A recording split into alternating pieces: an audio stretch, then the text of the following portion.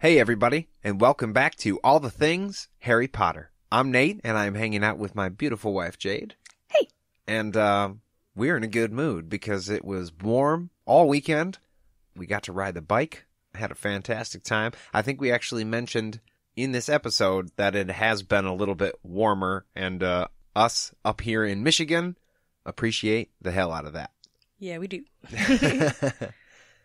So, without any further ado, this is Chapter 14. Norbert the Norwegian Ridgeback. Norbert the Norwegian Ridgeback. Oh, that one got you. Norbert the Norwegian Ridgeback. That's a really hard fucking thing to say. Norwegian Ridgeback. Norbert the Norwegian.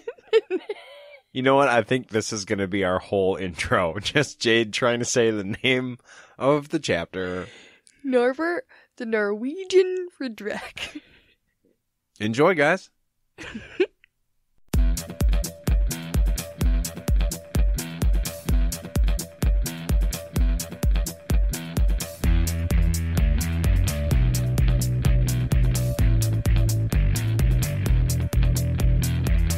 What's up? Welcome back. Good to see you guys. Hey, everybody. It's been a long couple weeks. How was everybody's Easter? Hot. First time in years, I think, Yeah. if I remember correctly. Really beautiful weather. The kids enjoyed it. Yeah, they didn't have frost on their eggs this year, so I'm sure they appreciated it. I got a bass guitar. That really had nothing to do with Easter, but I got it on Easter, so that was good enough for me. Nate bought himself a guitar, and we pretended it was from the kids for an early Father's Day / Easter present in order to disguise the fact that Nate bought himself a guitar. I didn't need to disguise it. I was perfectly fine From with the fact kids. that I bought a Because guitar. the kids haven't never bought him an instrument, and now he doesn't need one because he has literally every instrument. I have That's all the instruments. You're a one-man band. So we're back again. Yeah. Chapter 14, Norbert the Norwegian Ridgeback. Nailed Boom. I said it the first time. Okay, go ahead. He's like, I got this. Boom. Episode done. Well, the chapter starts explaining how Quirrell is kind of standing up to Snape, but he's looking real ragged, like is really taking everything he has to not tell him whatever it is that Snape wants him to tell. Yeah. Was that right, or did I fuck that up? Something. No, that's totally right. Something is definitely affecting him. Snape's looking pretty pissy, so they know that he didn't get his way, for sure. Why don't they get caught when they're checking on Fluffy? Like, those pictures move. We talked about that on an earlier episode. I think Harry specifically got that Dumbledore card so Dumbledore could get a tab on Harry. So are you kind of saying that the paintings around the castle are basically like talking security cameras? Yes. Snitches. And that the card that Harry got the first day on the train of Dumbledore was specifically so Dumbledore could always be with and have a tab on Harry. I don't think he's carrying it around in his pocket 24/7. He probably just shoves it in his trunk. I don't agree with you. It doesn't. Surprise! It doesn't say. I personally kind of side with Chantel a little bit, just because if he did that, it would be high level, like, conspiracy theory shit. He's not letting it go. I know. No, that's what I'm saying. That's what I'm saying. I appreciate the thought that went into it, Yeah. It's a valid effort. yeah. Yeah, damn right it is. Kudos on the theory. And I think disagree. And I think Hermione would appreciate it because you've studied it. Like, she wants to focus on the exams because she wants to study all the time. Yeah, she really starts giving him hell over studying. They're 10 weeks away. Oh, she's color coding and everything. I mean, she's like my goal as far as organization goes. I wish I was good at it. I think I am, but then I'm not when it's down to the wire and I'm like, yeah, actually organize this. It's just a pile of papers with different headings. So it's no surprise that we find him in the library. But it is a surprise of who else we find in the library. Hagrid shows up. Not the place they would have thought to find the groundskeeper. Yeah, Hagrid showing up in the library is a little bit weird just because he's not what you would call a reader. Well, he couldn't spell Voldemort, so Right. that would imply he shouldn't, or at least wouldn't, be spending a whole lot of time in a library. I just think that Hagrid kind of looks how the kids looked in a couple chapters ago when they were trying to hide the fire from Snape behind their backs. Because you can't hide shit behind your back without looking suspicious. Just putting your hands behind your back makes you look guilty, pretty much. Like, what the fuck do you have back there? What are you doing? Hagrid says he's just looking because Hagrid's like such a casual reader. Super casual. He asks about Nick, very suspicious, and they tell him that they have it all figured out and they don't even fucking need him anymore. Really kind of rudely. Yeah, Ron's dumbass is blurting it out in the library, of all places, where there's definitely other people listening. Every librarian I've ever seen is listening. Anything slightly above whisper, and they are on you. Like, what the fuck are you doing? Be quiet. They're ready to shush you. Hagrid, of all people, is like, dude, what the fuck? Right? Harry just pulls ahead, kind of ignoring all social cues and being kind of a fucking dick, I felt like. No, I agree. I feel like he was really kind of rude. Yeah, I feel like it takes a lot of balls to just treat somebody who obviously cares that much for you and is an adult with that much disrespect. The only person we've really seen respect him would be Dumbledore so far. But it's really kind of fucked up for Harry, of all people, who he saved from the rubble, which was his home, to be, like, totally disregarding his feelings on this. Hagrid has clearly numerous times been like, I'm going to lose my job. People are going to know I told you, or they're going to think I told you if you figure this shit out. So you need to calm the fuck down, bud. And he just completely ignores him and is like, hey, tell me more. I feel like Harry does not care about friendship from Hagrid, only the stone.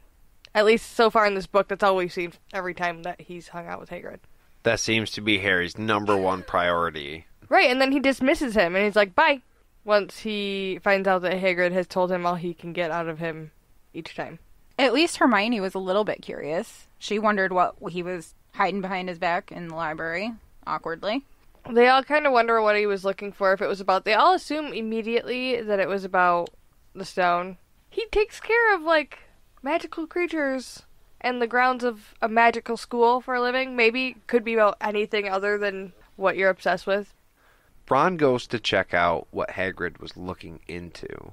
He comes back with a couple of books and tells Harry and Hermione that Hagrid was looking up dragons, specifically a Dragon Keeper's Guide. Harry makes a comment real quick.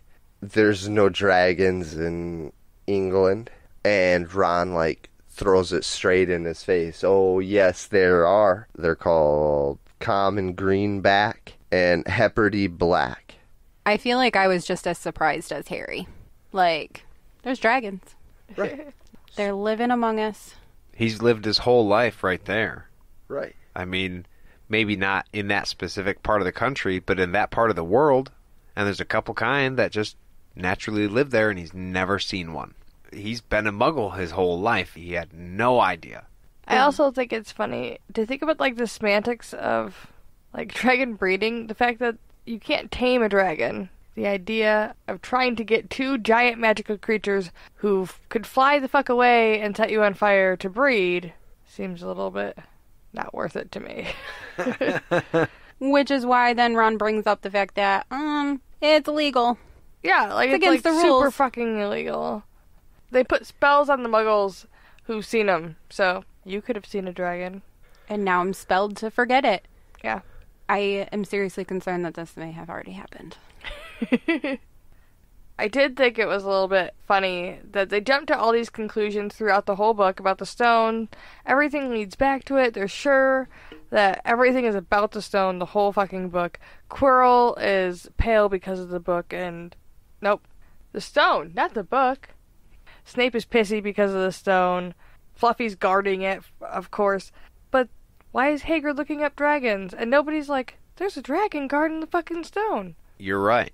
You would think that their go-to thought would be like, obviously there's a fucking dragon down there. Yeah, Hagrid went and bought a dragon because he knows that we're on the trail of the stone, so he's trying to, like, protect it, like, from us. Because we're nosy little shit, so he went and bought a dragon. I'm still blown away by the fact that Harry keeps pressing in on what's this stone for? Like, dude, it's really none of your fucking business. You're 11? Go to school. Take a nap. Yeah, go take a nap, bud. Nighty-night. Puberty's hard. Bye, Felicia. He did really shrug him off and be like, you know what? I'm not talking about this right now, but come by later. You know? Right. Yeah. He told him, I won't promise you that I'll tell you anything, but we can talk. Because I think Hagrid's a little bit sick of Harry berating him like that all the time. So when they get to Hagrid's hut, all the windows are closed. Highly suspect. Right away. They knock on the door, and he, like, pops his head out real quick, checks to make sure it's them, looks around, again, super suspiciously, lets him in, and then closes the door really fucking fast behind him. All very, very weird.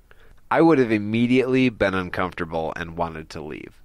Not unless you're me, and it's super, super hot inside. And then I'm just like, why don't you get me a glass of water, and I'm set to watch some TV.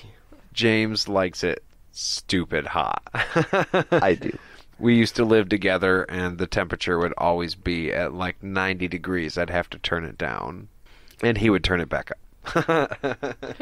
Hagrid made them tea and offered them stoat sandwiches. Couple things. A stoat sandwich is a weasel, so they're eating weasel sandwiches. He was offering them. Like a real, Yeah. just regular, Weasels. ugh, I'm good. Yeah. Like, Nope. yeah. No. Yeah, no thank you. I'm a pass. I'm not going to take it if it's offered. That's all I'm going to say.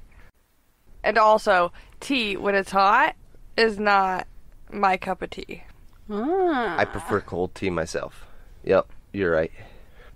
Harry, surprise, surprise, cuts right to the chase and asks what the fuck's guarding the stone. He doesn't even beat around the bush. Like, he wants to know who is all involved besides Hagrid, obviously, and Dumbledore. Yeah, and Hagrid is like, of course I'm not going to tell you. I don't know, for one. And you already know too much. It's hidden for a fucking reason, Harry. Why the fuck do you think that we went through all of these security measures in the first place? It wasn't to spill all the secrets to some curious 11-year-olds. But Hermione turns on the charm a little bit to try and get some stuff out of him. Hagrid's dumbass falls for it right away. That stone cold manipulative bitch is what I was thinking. She's like, come on, Hagrid. Who else knows but you, buddy? Big, strong guy. You know what I mean? Just starts sucking up to him, and he's like, oh, okay, yeah, no, I'll tell you. It's cool. You guys are my buds. She's got mad skill. Yeah, mad she skill. really does. Then we learn that it's also McGee, Dumbledore, Snape, and Professor Flitwick. And Sprout. Quirrell. I didn't take good notes, guys. Which is why it was so funny that Hagrid said, it couldn't hurt to tell you, because the last time it didn't hurt to tell them a simple name. It led to them obsessing for weeks until they figured it out. But yeah, no big deal. Go ahead. And we see Hagrid's blind faith in the teachers again. Like, it doesn't matter what the kids have figured out. Hagrid's already decided that the teachers are not guilty of anything. There's nothing going on in that school that needs to be worried about. Because they're teachers. Dumbledore obviously has a pretty thorough vetting process, and he would know if there was an evil person at the school, so it's not even a thing. He puts his trust in Dumbledore 1,000%. Right.